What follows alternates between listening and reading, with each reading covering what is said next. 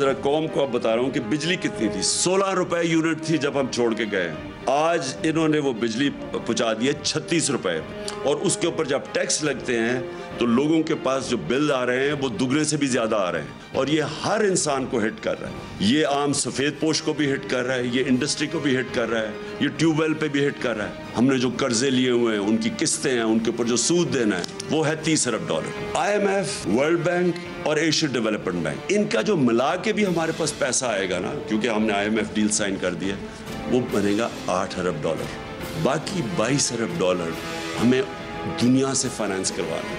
معیشت جو ہوتی ہے وہ ریلیٹڈ ہوتی ہے آپ کی سیاسی استحکام کے ساتھ. جیسے ہی آپ کا سیاسی استحکام بکھرتا ہے, معیشت بھی بکھرتی ہے. ہماری جو اکانومی ہے, جو ہماری معیشت ہے, یہ اب نیچے جائے گی, اور نظر آ رہا ہے کہ مارکیٹ کو کوئی اب اعتماد ہی نہیں ہے, نہ اندر مارکیٹ کو اعتماد ہے نہ باہر.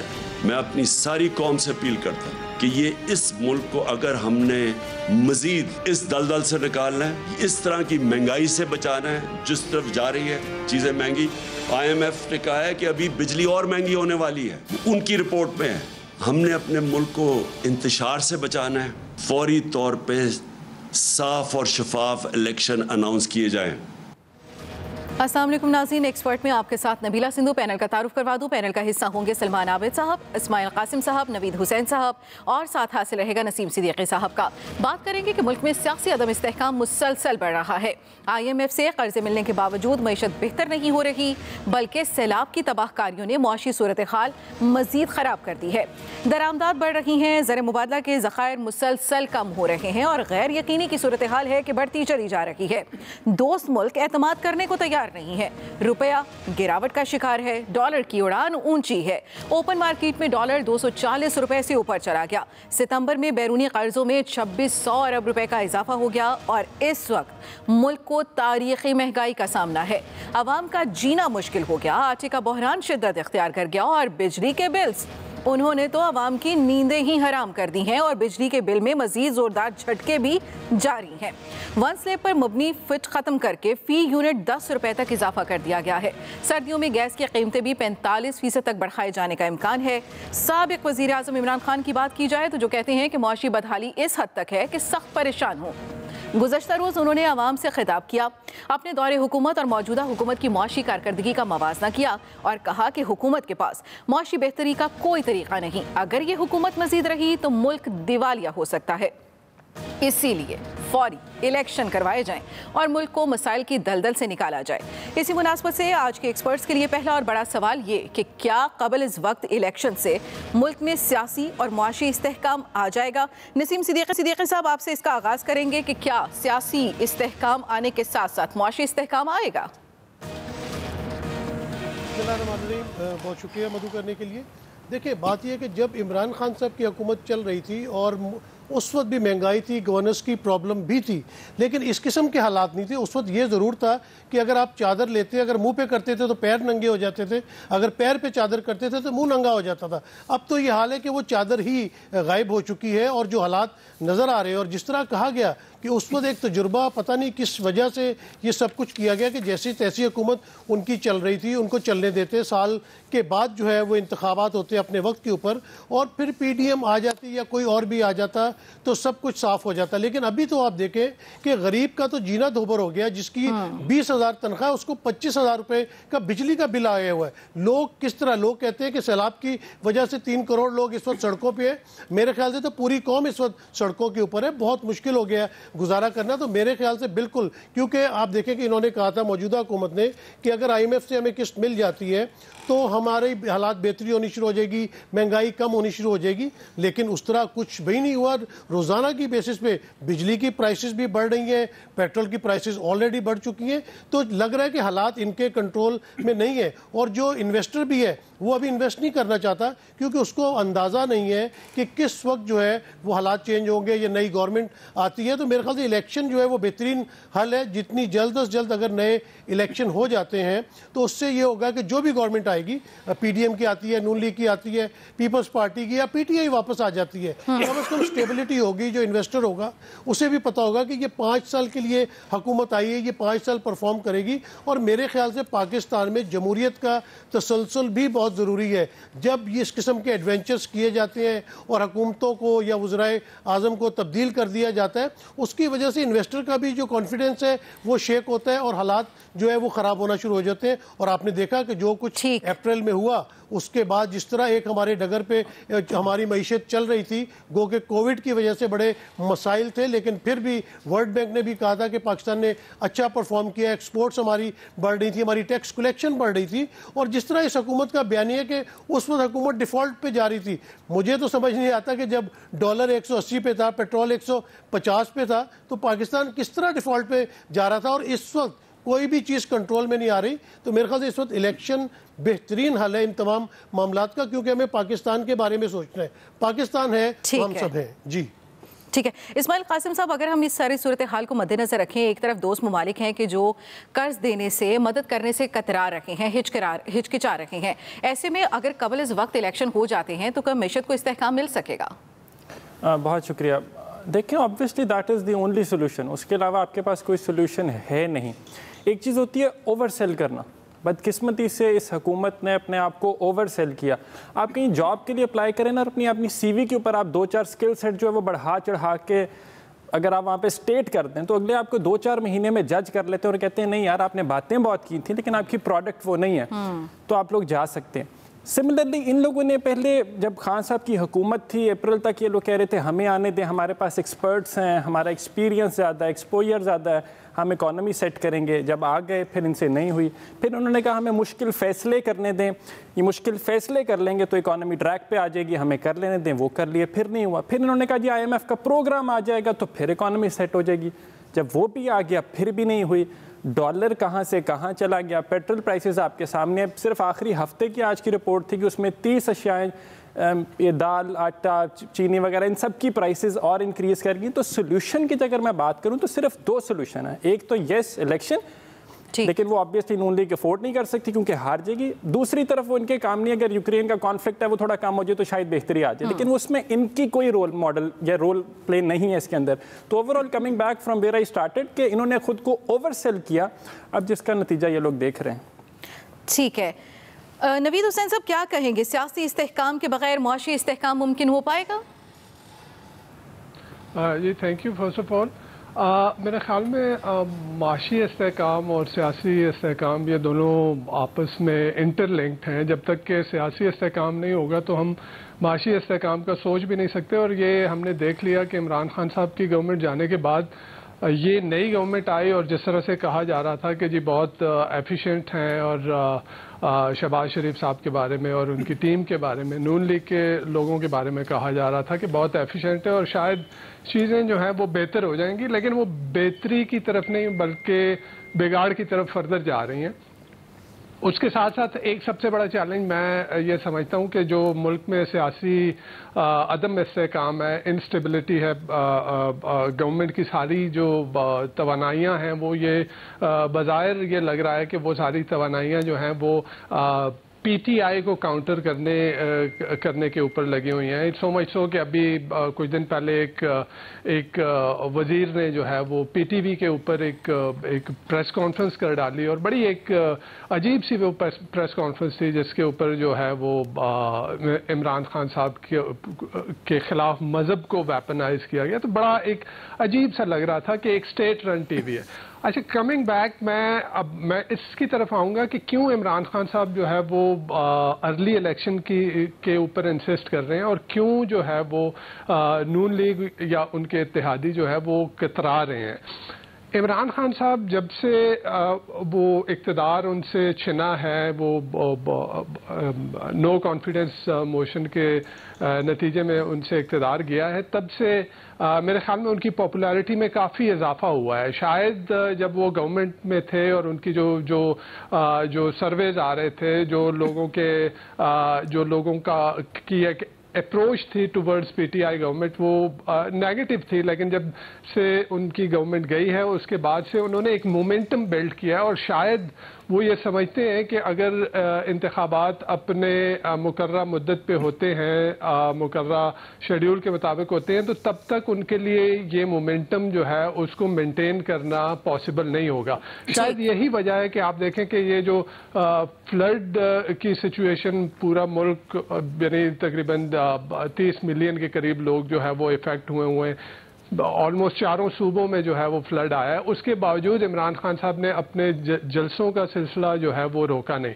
तो शायद उनको ये भी ख़तरा होगा कि शायद वो ये मोमेंटम अगले बरस तक मई तक जो है वो मेंटेन नहीं कर पाएंगे। उसके साथ साथ अगर आप देखें तो उन्होंने ये बात भी कही, कुछ दिन पहले उन्होंने एक इंटरव्यू में ये बात कही और इनडायरेक्टली उन्होंने जनरल कमर जावेद बाजवा साहब की एज ए आर्मी चीफ उनकी टेन्योर में एक्सटेंशन का एक इनडायरेक्टली प्रपोजल दिया। उन्होंने कहा कि उस वक्त तक एक्सटेंड किया जा सकता है तब जब तक कि एक नई गवर्नमेंट ना आ जाए और नई गवर्नमेंट जो है वो नए आर्मी चीफ का इंतखाब करे या उनकी अपॉइंटमेंट करे। अब यहाँ पे हम जो नून लीग है और उनके इत्तेहादी हैं उनके लिए, बिकॉज वो एक बहुत अजीब सी सिचुएशन में आ गए हैं, वो देख रहे हैं इमरान खान साहब की पॉपुलैरिटी जो है वो बढ़ रही है, पीटीआई की पॉपुलैरिटी बढ़ रही है। रिसेंट हमने पंजाब के बाई इलेक्शन में देखा जिस तरह से उन्होंने स्वीप किया, तो जो गवर्नमेंट और उनके इत्तेहादी हैं उनको इस बात का एहसास है कि अगर इलेक्शन अर्ली होते हैं तो पीटीआई शायद वो इलेक्शन स्वीप करे। अब वो क्यों कतरा रहे हैं अर्ली इलेक्शन करवाने में, एक तो ये रीज़न है, दूसरी उसके साथ साथ नए आर्मी चीफ का इंतखाब, क्योंकि हमारे पाकिस्तान में सारी सियासी जमातों को इस बात का पूरी तरह इदराक है कि पाकिस्तान में ताकत का महवर और मरकज़ जो है वो पार्लिमान नहीं है, वो कहीं और है। शायद इमरान खान साहब भी इसी वजह से जो है वो नए आर्मी चीफ्स की जो अपॉइंटमेंट है उस तक चीज़ों को डिले कर ठीक हो गया नवीद साहब हक में। और ये नई गवर्नमेंट जो है वो भी बेसिकली गवर्नमेंट भी यही चाह रही है कि नए आर्मी चीफ का तयन करने के बाद ही इलेक्शन करवाए जाएं। ठीक है सलमान आबिद साहब, जो फौरी इलेक्शन की बार बार बात की जा रही है उसके लिए तो सियासी जमातों के दरमियान में इत्तफाक राय होना बहुत ज़रूरी है, और इस वक्त सियासी जमातों के दरमियान में इलेक्शन को लेकर इत्तफाक राय कहीं दिखाई नहीं दे रहा। अगर इलेक्शन हो भी जाते हैं तो आपको लगता है कि उसके बाद इस इत्तफाक राय के बगैर जो इलेक्शन होगा उसके जो नताइज होंगे वो ये जमातें कबूल करेंगी, और इस इलेक्शन के बाद क्या मुआशी इस्तेहकाम हम देख सकेंगे, इसकी क्या गारंटी है? देखिए, पहली बात जो हमें समझनी है कि 2 तजर्बे नाकाम हुए। एक तजर्बा ये नाकाम हुआ कि जो रिजीम चेंज हुआ आज उसने साबित कर दिया है कि वो एक बड़ी पॉलिटिकल मिस्टेक थी और एक पॉलिटिकल एडवेंचर था और सियासी मुहिम जोई थी जिसका नतीजा ये पूरी कौम भुगत रही है। और दूसरा जो चीज़ एक्सपोज हुई, ये जो हुकूमत है 13 जमातों पर मुश्तमिल, इनका इत्तेहाद और इनका तजर्बा, इनकी सलाहियत, जैसे नसीम ने कहा, वो बड़े बुरे तरीके से एक्सपोज हुई है। अब इसी वजह से इमरान खान की जो मकबूलियत है वो महज इसलिए नहीं कि वो मकबूल रहनुमा है, बल्कि उन्होंने उस वैक्यूम का भरपूर फ़ायदा उठाया है जो 13 जमाती हुकूमती इत्तेहाद ने अपनी हुकूमत में कारकर्दगी दिखाई है। एक बात, अभी तक आपने जो सवाल रखा है ना, अगर आप इसको ज़रा उल्टा कर लें, अगर हम इलेक्शन नहीं कराते अर्ली तो क्या मुल्क में पॉलिटिकल स्टेबिलिटी और इकोनॉमिक स्टेबिलिटी आएगी? तो जवाब है 0/0। क्योंकि जितना देर आप इंतखाबात में करेंगे उसके नतीजे में एक महाजराई जो है वो बढ़ेगी, टकराव बढ़ेगा और ये चीज़ें सही नहीं हो सकेंगी, लोगों को माशी रिलीफ नहीं मिल सकेगा। क्यों? अनसर्टेनिटी के अंदर कोई चीज़ ग्रो नहीं कर सकती। एक बात, अब आपने बहुत इंपॉर्टेंट बात ये की है कि अगर इलेक्शन हो जाए, सवाल ये है कि अगर इलेक्शन होना है, सिर्फ इलेक्शन करवाना है तो मसला हल नहीं होगा। इलेक्शन से पहले आपको वो एक नेशनल इत्तफाक राय, जिसको आप कौमी इत्तफाक राय का नाम दे रही हैं, वो बिल्ड करना होगा। अच्छा, उसकी कोशिशें मैंने कल भी कहा था हो रही हैं, और ये जो अपना डॉक्टर आरिफ अलवी साहब बतौर सदर जो रोल प्ले कर रहे हैं उसके अंदर पसे पर्दा कुछ ना कुछ बातचीत चल रही है। अब वो बातचीत क्या चल रही है कि भाई एक ऐसा इत्तफाक राय पैदा कर लिया जाए जिसमें एक तो इलेक्शन के बारे में तय कर ले, फिर इलेक्शन के नए रूल्स ऑफ गेम्स को तय कर लें कि वो क्या होंगे। کیسے آپ ان تمام شفافیت کے تقاضوں کو پورا کریں گے؟ الیکٹورل اصلاحات کرنی ہے، انتخابی اصلاحات، تو وہ کیا ہونی ہے؟ اور یہ نہ ہو کہ انتخابات کے بعد پھر وہی بحث ہو جائے پاکستان میں جو ہمیشہ ہوتی ہے کہ انتخابات میں ہمیں دیوار سے لگایا گیا، ہمیں ہرا دیا گیا. جو ابھی خواجہ سعد رفیق نے صاحب کہا نا، ہمیں تو پہلے لیول پلینگ فیلڈ درکار ہے. یعنی ان کے نزدیک آج بھی جس وقت وہ حکومت میں بیٹھے ہیں ان کو لگتا ہے کہ اگر الیکشن ہوگا تو ہم ہار جائیں گے، تو یہ لیول پلینگ فیلڈ نہیں ہے. اب شاید لیول پلینگ فیلڈ ان کے لیے یہ ہے کہ عمران خان کو دیوار سے لگائیں تاکہ ہم اکیلے جو ہے اس میں راج کر سکیں. تو میں یہ سمجھتا ہوں کہ الیکشن سے پہلے ان تمام سیاسی جماعتوں کو بیٹھنا ہوگا. اچھا یہ خود بیٹھیں یا نہ بیٹھیں، ان کو کسی کو بٹھانا ہوگا. اور وہ اس میں ہماری اسٹیبلشمنٹ بھی ہے، اس میں پریزیڈنٹ صاحب بھی ہیں، اس میں تمام جو دونوں جماعتوں کے اندر یا تینوں لوگوں کے جماعتوں میں لوگ موجود ہیں سنجیدہ، وہ آئیں آگے بڑھ کے نئے رولز آف گیمز پہ اتفاق کر لیں تاکہ ملک آگے بڑھے. اس کی ایک وجہ میں آپ کو بتاتا ہوں. یہ جو سارا معاشی کرائسس جس کا ہم رونا رو رہے ہیں نا، انسرٹینٹی کے اندر کوئی ملک اس ملک پہ نہ انویسٹمنٹ کرے گا، نہ کوئی مالیاتی ادارہ آپ کی حکومت پہ اعتبار کرے گا جس کے بارے میں کچھ نہیں پتا کہ کل اس کی حکومت کیا ہے. اب جب جس ملک میں پرائم منسٹر خود یہ کہہ رہے ہیں کہ میں جس کو بھی فون کرتا ہوں اور جو بندہ فون اٹھاتا ہے وہ یہ سمجھتا ہے کہ یہ پیسے مانگنے کے لیے فون کر رہا ہے. یعنی یہ اس وقت ہماری حالات ہیں. اور کل سے پروپیگنڈا چل رہا ہے کہ جناب وہ 40 ملکوں کو سربراہ اور 50 ملکوں کے سربراہ وہ شہباز شریف صاحب کے پیچھے جا رہے ہیں. بھائی ملک کو دے کیا رہے ہیں یہ بتائیے نا. آپ کو کیا معاشی ریلیف مل رہا ہے؟ آپ نے تو ہمیں ایک لالی پاپ دیا تھا کہ جس دن آئی ایم ایف کے ساتھ معاہدہ ہو جائے گا اس سے اگلے دن ملک کے اندر معاشی سلمان صاحب اسی ٹاپک پہ ہم بات کریں گے، لیکن اس کے بعد ایکسپرٹ کی رائے آپ جان چکے ہیں کہ ملک میں سیاسی اور معاشی استحکام کا حل کیا فوری الیکشن ہی ہے. ساتھ رہیے گا.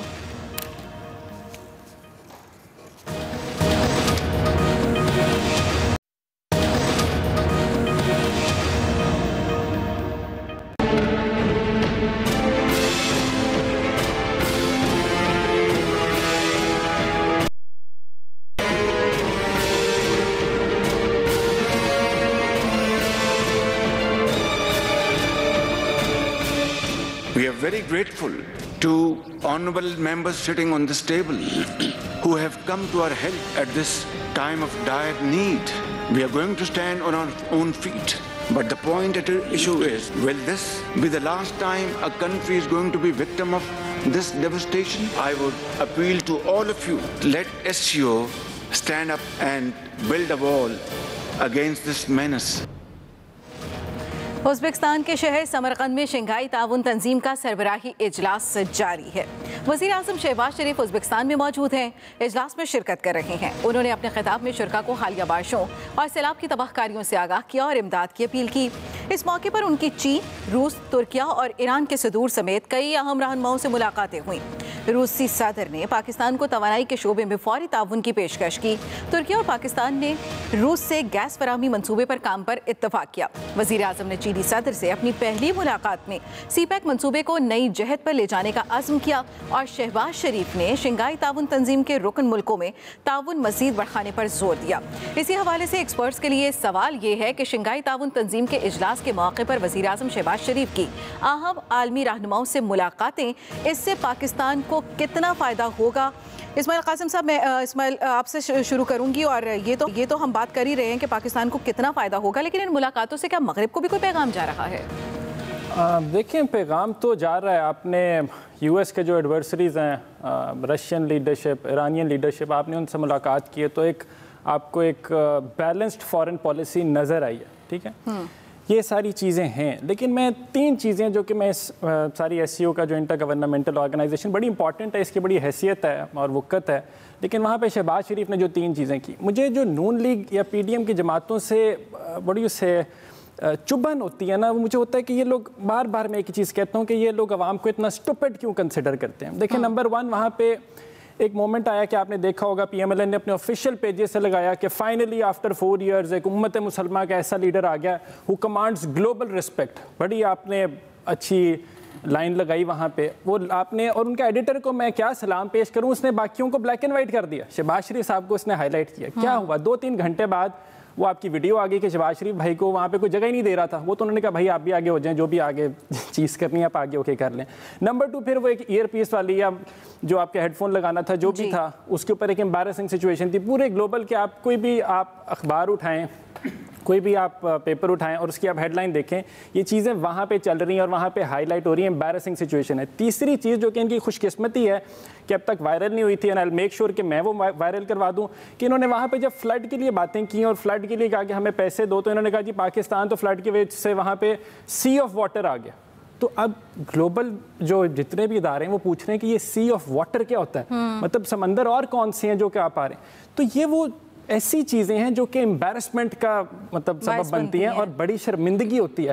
بیلنسڈ فارن پالیسی کے حساب سے ٹھیک بات ہے, لیکن پھر یہی بیلنس فارن پالیسی جب عمران خان صاحب نے اپنائی تھی اور کہا تھا کہ امریکہ کے میں خلاف نہیں ہوں لیکن میں رشیا کے بھی خلاف نہیں ہوں, میں کیوں ان کے کہنے پہ رشیا سے بات نہ کروں اور میں یہ گیس لوں اور یہ سارا کچھ انفراسٹرکچر بھی جس کا آلریڈی بنا ہوا ہے, تو ہم سستی گیس لیں جو کہ آپ کا انڈیا جس کو آپ نے سارا ٹائم آپ کی فارن پالیسی انڈین سینٹرک رہتی ہے وہ بھی لے رہا ہے, تو ہم کیوں نہیں لے سکتے؟ تو پھر اب آپ خود لے رہے ہیں, تو کیا پھر اب آگے تو کوشچن مارکس رہ جاتے ہیں نا. لیکن وہ جو 3 چیزیں ہوئی ہیں وہ آئی تھاٹ کہ میں عوام کو بتا دوں, باقی یہ سی آف واٹر جو ہے اس سے اللہ ہی بچائے ہم لوگوں کو. چلیں دیکھیں کہ کیا بنتا ہے. نسیم صاحب آپ کی جانب آئیں گے. ہم طویل عرصے سے یہی چیزیں سنتے آئے ہیں, دیکھتے آئے ہیں, حکومت کوئی بھی ہو باتیں یہی ہوتی ہیں کہ دوست ممالک تعاون کرنے کے لیے تیار ہیں, شعبوں میں تعاون بڑھانے کے لیے تیار ہیں, حالات بدلنے کے لیے تیار ہیں, لیکن اس کے ثمر آج تک کبھی دکھائی نہیں دیے ہیں, اس کے فائدے کبھی آج تک عوام تک پہنچے نہیں ہے. ایسا کیوں ہے؟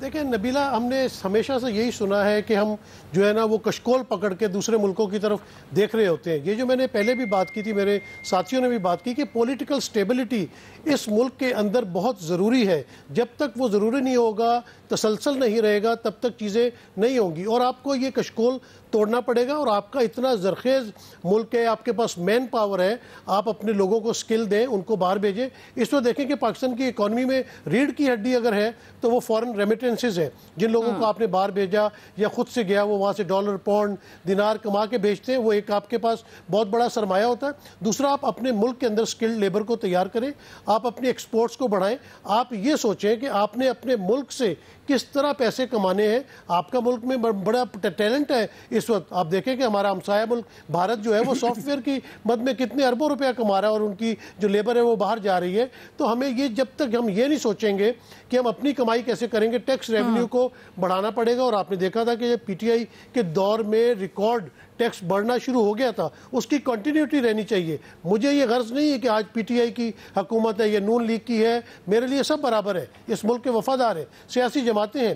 لیکن آپ کی سوچ دیکھنی پڑے گی کہ آپ کیا سوچ کے جاتے ہیں. کیا آپ یہ سوچ کے باہر جاتے ہیں کہ ہم اپنے دوست ممالک سے امداد مانگیں گے یا قرض مانگیں گے؟ یہ قرض پہ ملک نہیں چلا کرتے. قرض کبھی کبھار کے لیے ٹھیک ہوتا ہے, لیکن ہم 28ویں بار 29ویں بار ہماری آئی ایم ایف کے ساتھ ڈیل چل رہی ہے. جو ہم کماتے ہیں وہ ہم آئی ایم ایف کو دے دیتے ہیں. آپ دیکھیں کہ اگر بھارت قرض لیتا ہے تو وہ اپنی آمدنی کا 50% جو ہے وہ واپس کرتا ہے قرض کے مد میں. بنگلہ دیش 30% واپس کرتا ہے, اور ہم لوگ جو کچھ کماتے ہیں اس کا 90% جو ہے سود ادا کر دیتے ہیں. تو ملک اس طرح نہیں چلا کرتے. تو ہمیں یہ سوچنا پڑے گا کہ ہم نے اپنے ریونیوز کس طرح بڑھانے ہیں. یہ جو ملک کے اندر مافیاز ہیں, کارٹلز ہیں, ان کو توڑنا پڑے گا. آپ دیکھ لیں کہ شوگر سکینڈل آیا, کتنا بڑا سکینڈل آیا, کچھ رزلٹ اس کا نکلا. آٹا سکینڈل ہے, ہر چیز پاکستان کے اندر موجود ہے. پاکستان کے اندر آپ کمائی کے بہت سارے ذریعے ہیں, لیکن جب تک یہ مافیاز کو, کارٹلز کو آپ ان کو نہیں توڑیں گے, اور جو حکومتیں ہوتی ہیں ان کا کام بزنس کرنا نہیں ہوتا, ان کا کام ہوتا ہے ریونیو جمع کرنا. باہر کے جتنے ممالک ہیں وہ ٹیکس پیئر کا ریونیو لیتے ہیں اور غریب عوام کو دیتے ہیں. تو اس ملک میں سب سے پہلے تو آپ کو ٹیکس کے نظام کو بہتر سے بہتر ترین کرنا ہے تاکہ آپ کے پاس ریونیوز آئیں. اس کے بعد آپ کے پاس آ جاتی ہے کہ آپ نے ایکسپورٹ جو ہے اس کو بڑھانا ہے. جب ایکسپورٹ بڑھے گی تو آپ کے پاس ڈالر زیادہ آئیں گے. غیر ضروری جو امپورٹس ہیں, لگژری چیزیں ہیں, ان کے اوپر ٹوٹلی پابندی ہونی چاہیے. جب تک آپ یہ سارے کام نہیں کریں گے, جب تک ملک آگے نہیں بڑھے گا, قرضے لیتے جائیں گے, اور آپ کا ایک امپریشن یہی جائے گا کہ ہر ملک کہتا ہے کہ the number you have dialed is not responding at the moment. پھر یہ والے حالات ہونا شروع ہو جائیں گے, بلکہ ہو گئے ہوئے. تو جو موجودہ حکومت ہے اس کو بھی سوچنا چاہیے. لیکن الیکشن, آپ کا جو پہلا سوال تھا, پھر حل وہی ہے کہ جتنی جلد ہو الیکشن ہو جائے, نئی حکومت آ جائے, وہ آ کے جو بھی ڈیلنگ ویلنگ کرنا چاہتی ہے وہ کرے اور ملک کو لے کے آگے چلے. اور سب کو مل بیٹھنا پڑے گا, سیاسی جماعتوں کو, اسٹیبلشمنٹ کو. یہ انا کے مسائل جو ان کو ختم کرنے پڑیں گے. بھئی آپ کی انا کی وجہ سے ملک کا نقصان ہو رہا ہے, آپ تجربے کر رہے ہیں, آپ نے پاکستان کو تجربہ گاہ بنایا ہوا ہے. کب تک یہ معاملات چلتے رہیں گے؟ جب دیکھو کہ کوئی وزیر اعظم ٹک کے کام نہیں کر سکتا, کوئی حکومت ٹک کے کام نہیں کر سکتی, جب تک آپ اسٹیبلٹی ملک میں لے کے نہیں آئیں گے, ملک آگے نہیں بڑھے گا. باہر کے ملک کا کانفیڈنس آپ کے اندر نہیں آئے گا, انویسٹرز کا کانفیڈنس آپ کے اندر نہیں آئے گا. یہ سب چیزیں جس کو اجتماعی طور پہ ہم تمام لوگوں کو, عوام کو, ہمیں میڈیا کو, پولیٹیکل پارٹیز کو, سب کو اپنا اپنا کردار ادا کرنا ہوگا. بالکل ٹھیک ہے. نوید حسین صاحب, آپ کو کیا لگ رہا ہے جو پاکستان کو پیشکش کی جا رہی ہے, جو معاہدے کیے جا رہے ہیں, اس سے پاکستان کو کتنا فائدہ ہوگا؟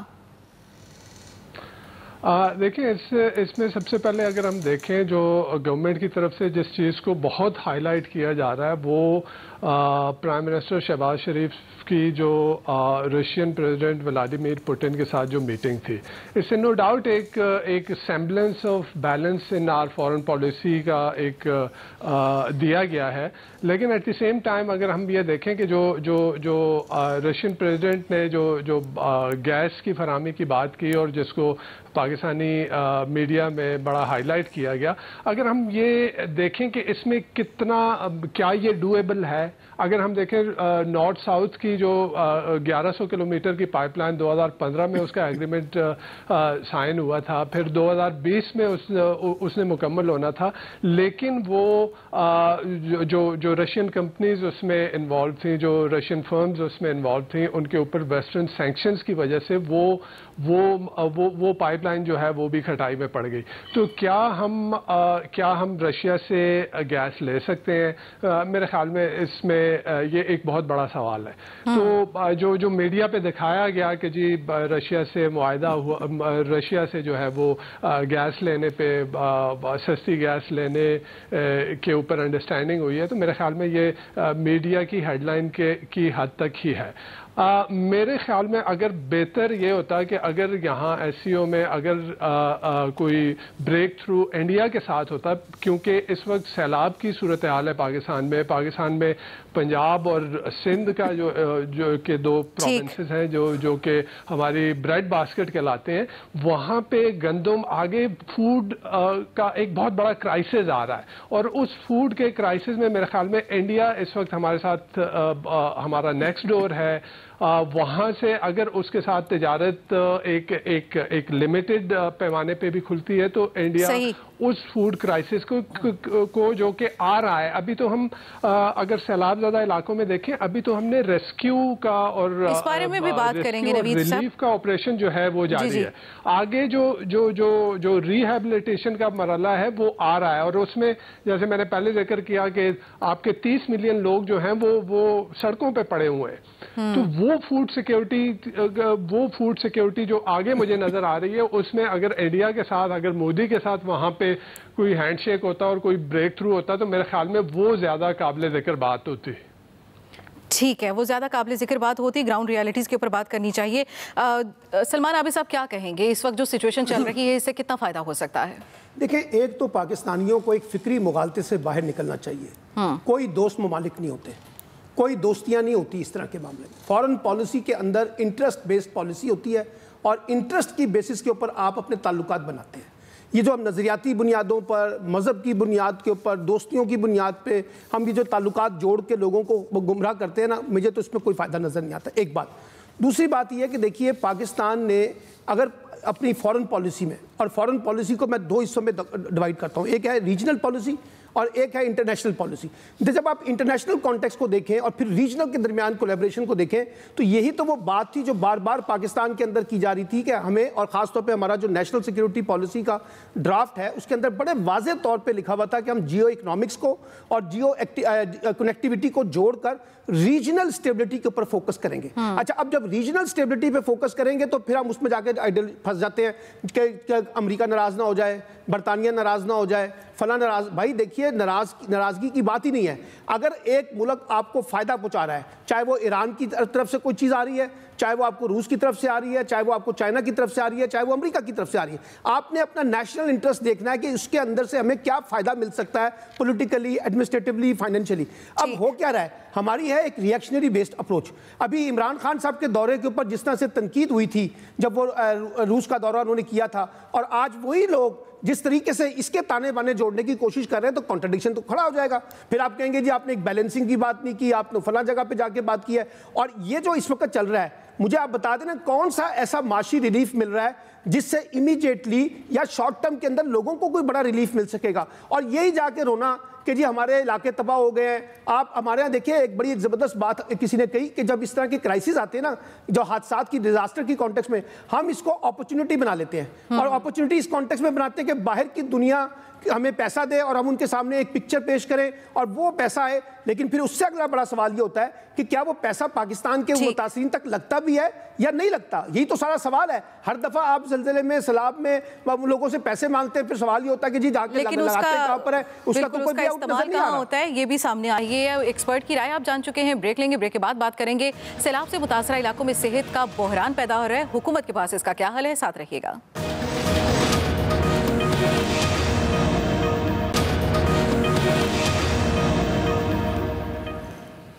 حالیہ بارشوں اور سیلاب سے متاثرہ علاقوں میں صحت کا بحران جنم لے رہا ہے. سیلاب زدہ علاقوں میں ڈینگی اور ملیریا سمیت کئی وبائی امراض متاثرین پر حملہ آور ہیں. گیسٹرو اور ہیزے جیسی بیماریاں بھی تیزی سے پھیل رہی ہیں. دواؤں کی شدید قلت ہے اور ادویہ ساز کمپنیوں نے دواؤں کی قلت کا ذمہ دار حکومت کو ٹھہرا دیا ہے. موقف یہ اختیار کیا ہے کہ دواؤں کی پیداواری لاگت بڑھ گئی ہے، سستی دوائیں نہیں دے سکتے. گورنمنٹ مہنگائی کے تناسب سے دواؤں کی قیمت بڑھائے. اسی سے متعلق سوال کہ متاثرہ علاقوں میں صحت کا بحران، حکومت کے پاس کیا حل ہے؟ نوید حسین صاحب آپ سے آغاز کریں گے. کیا حکومت کے پاس حل ہے کوئی؟ میرے خیال میں اگر دیکھا جائے تو حکومت کے پاس نہ تو حل اس والی سٹیج میں تھا جبکہ ریسکیو اور ریلیف کا آپریشن مرحلہ تھا، کیونکہ ہم نے دیکھا کہ بلوچستان میں جس طرح سے جس وقت پہ سٹارٹ ہوا جبکہ بہت تباہی ہو چکی تھی، تو اس وقت اس مرحلے کے لیے ان کے پاس کوئی حل نہیں تھا. اب جبکہ جو ایک غذائی اجناس کی کمی ہے، جو ایک فوڈ شارٹیج آگے آ رہی ہے، اور جس طرح سے واٹر بورن ڈیزیزز اور ماسکیٹو بورن ڈیزیزز جس طرح سے حملہ آور ہو رہی ہیں. ابھی ہم نے دیکھا کولرا اور جو ہے وہ آپ کی ڈینگی اور آپ کا جو ہے وہ مختلف بیماریاں جو ہیں وہاں پہ بڑھ رہی ہیں. تو اس میں ان کے پاس کوئی حل نہیں ہے. لیکن اس کے ساتھ ساتھ ایک چیز میں یہ بھی کہنا چاہوں گا کہ من حیث القوم میرے خیال میں یہ ہمارا مزاج بن چکا ہے کہ کرائسس کی سچویشن میں ہم جو ہے وہ اپنی منافع خوری پہ اتر آتے ہیں. ہم نے دیکھا ہے کہ دوائیوں کی قلت جو ہے وہ میرے خیال میں آرٹیفیشلی کریٹ کی گئی ہے، اور جو ہول سیلر ہیں انہوں نے جو ہے وہ ہورڈنگ کر رکھی ہے تاکہ زیادہ سے زیادہ منافع کما سکیں. ٹھیک ہے. اسماعیل قاسم صاحب، حکومت اس صورتحال کو قابو کر پائے گی؟ نہیں، حکومت نہیں کر پائے گی. یہ کرنا ہوتا تو یہ 10 سال پہلے سے ہو چکا ہوتا. کوئی انفراسٹرکچرل ڈیولپمنٹ ہو گئی ہوتی، کلائمیٹ چینج کے بارے میں آپ نے اویئرنیس کریٹ کی ہوتی، اڈاپٹیشن کی بات کی ہوتی، میٹیگیشن کی بات کی ہوتی. ایسا کچھ بھی نہیں ہوا. تو فرینکلی نہیں، وہی والی بات جو سب کر رہے ہیں، اپرچونٹی ملی ہے، پیسے آ گئے ہیں یا آ رہے ہیں تو وہ پیسے اکاؤنٹس میں جائیں گے. لوگوں کا کیا ہے، لوگ پڑے ہیں وہاں پہ چلے جائیں. لیکن پھر بھی جو دوسری NGOs کام کر رہے ہیں یا دوسرے لوگ جو کہ ایکچوئل میں کچھ کرنا چاہتے ہیں، ان کے لیے یہ کہ آگے ونٹرز آ رہے ہیں، سچویشن بڑی خراب ہو جائے گی. ڈینگی، ملیریا یہ والے معاملات تو ہیں ہی ہیں وہاں پہ. پریگننٹ جو خواتین ہیں ان کے والے ایشوز ہیں. تو ابھی بھی جو ان کو ریلیف تو شاید ٹیمپریری شاید مل گیا ہو، لیکن ان کی جو بھی سسٹینیبلٹی ہے وہ وہاں پہ بڑی زیادہ خطرناک ہے. تو اس میں اویئرنیس کریٹ کرنی چاہیے. میڈیا کو امپورٹنٹ رول پلے کرنا میرا خیال ہے زیادہ ہے کہ اویئرنیس کریٹ کرتے رہیں، بیکاز بحیثیت قوم ہم اکٹھے ہو جاتے ہیں اور ہم نکل کے ہیلپ کرتے ہیں.